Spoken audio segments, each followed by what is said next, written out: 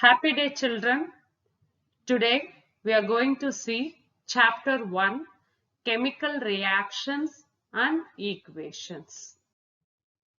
In this chapter, we are going to see about chemical equations, how to balance different chemical equations, what are the different types of chemical reactions, and effects of oxidation in everyday life, that is corrosion and rancidity. Now, look at these colorful pictures.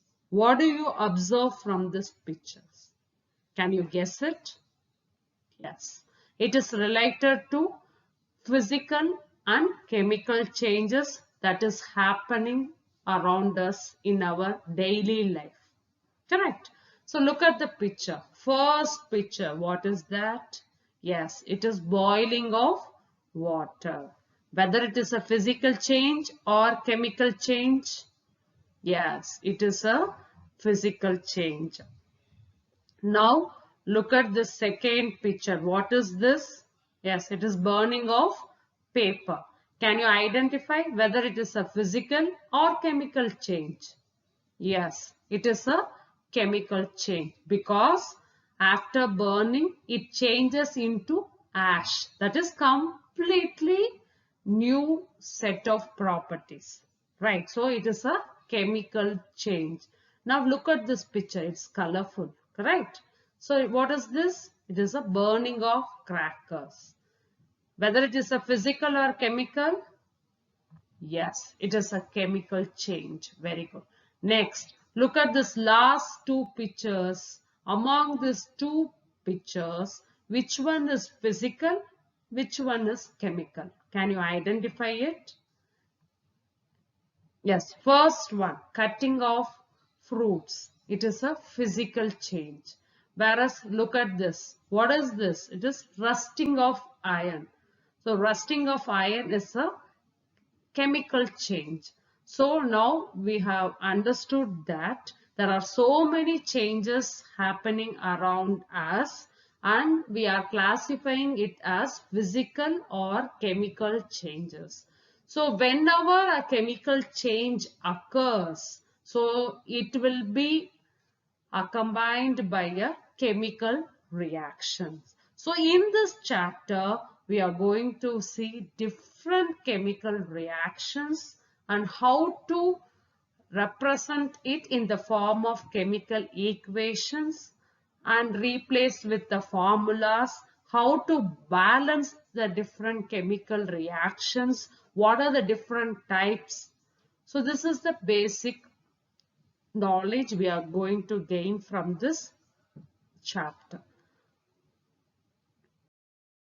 So in last example, we have seen about how to identify physical and chemical change. Okay, now we will see what is physical and what is chemical change in terms of definition.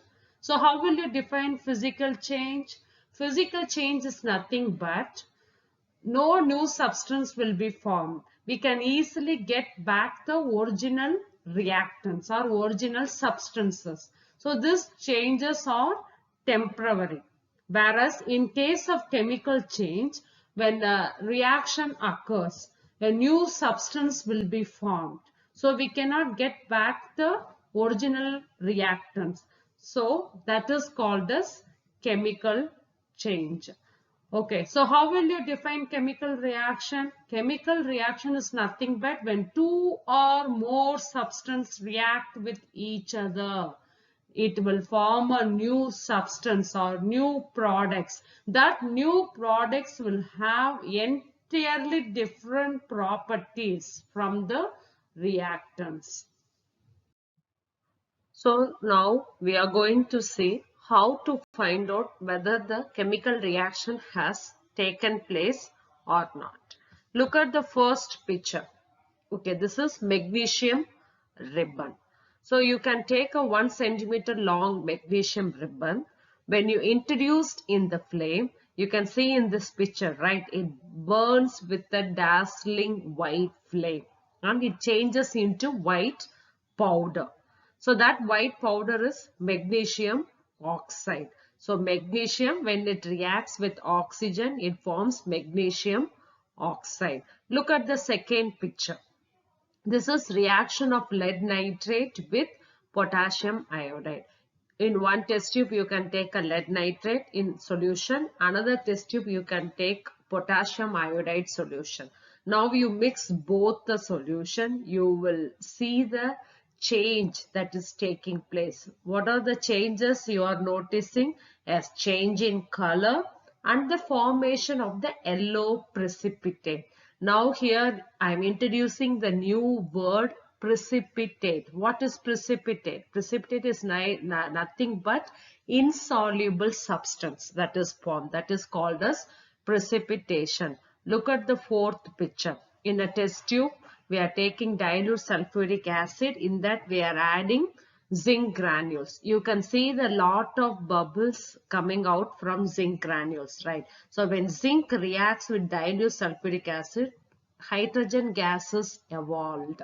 So based upon this different observation, right, change in state and change in color and the formation of precipitate, if you see in this reaction evolution of gas, as well as if you touch the beaker, it will be warm. So change in temperature.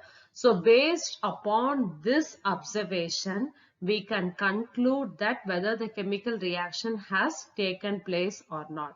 Okay, what are the different observations which help us to determine whether the chemical reaction has taken place? First, change in state.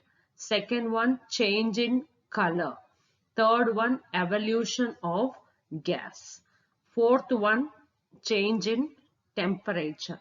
Fifth one, formation of precipitate. So these are the different observations which help us to determine whether the chemical reaction has taken place or not.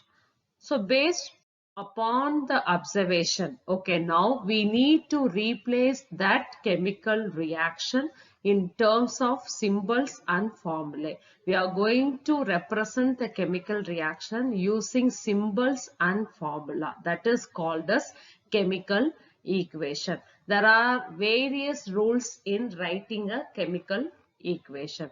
First, you may ask me the question, ma'am, why we need to balance chemical equation? Is it very important? Yes, we need to balance the chemical equation in order to satisfy law of conservation of mass. What is law of conservation of mass? Already you have learnt in 9th standard, correct? Yes, that is mass can neither be created nor be destroyed, or mass of reactants is equal to mass of product.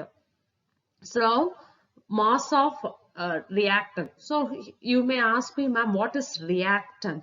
Reactant is nothing but the substances which involved in chemical equation, that is called as reactants. Product means the newly formed substance, that is called as product. In between arrow, this arrow indicates the direction of the reaction. You need to keep in mind that always reactants we need to write at the left hand side and products we need to write at the right hand side. An arrow in between the reactant and the product, and between two reactants you need to introduce plus symbol. So now we are going to follow different steps that is involved in balancing the chemical equation. First, if it is word equation, you need to replace it with suitable symbols and formulas. Okay, now look at the example.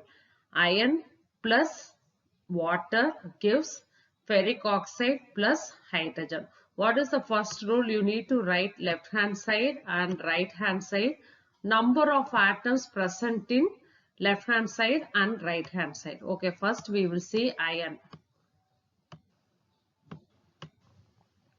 So iron, left hand side, how many atoms of iron? 1. If you take right hand side, how many atoms of iron? That is 3. Okay, now we can come to hydrogen. Now how many atoms of hydrogen in left hand side? hydrogen is 2. In right hand side also number of hydrogen atom is 2. Now you come to oxygen. In left hand side, how many atoms of oxygen? 1. In right hand side, number of oxygen atom is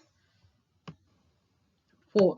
Okay, so now we have count the number of atoms in left hand side and the right hand side of each element. Correct. Now we will move on to the next step.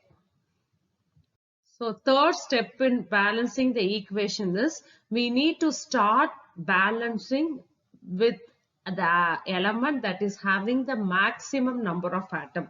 So if you take maximum number of atom in this equation, oxygen only. In left hand side, oxygen is 1, whereas right hand side, oxygen is 4. So first we will start with oxygen. Is right hand side 4. So left hand side only 1. So you need to replace oxygen with 4. So introduce 4 before oxygen. Okay, now so left hand side oxygen 4, right hand side oxygen 4. Now you look at the hydrogen.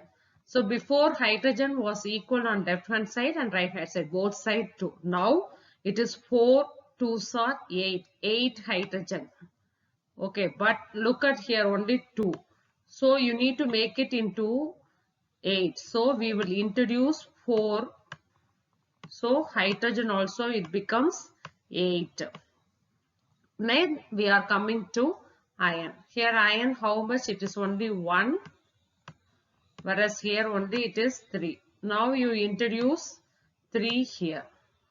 So all the number of atoms on left hand side as well as right hand side is equal. Still the chemical equations can be made more informative by introducing the symbols. Gaseous state if you take it is indicated by the symbol Gra. And liquid means it is indicated by the symbol L. Solid state it is indicated by the symbol S.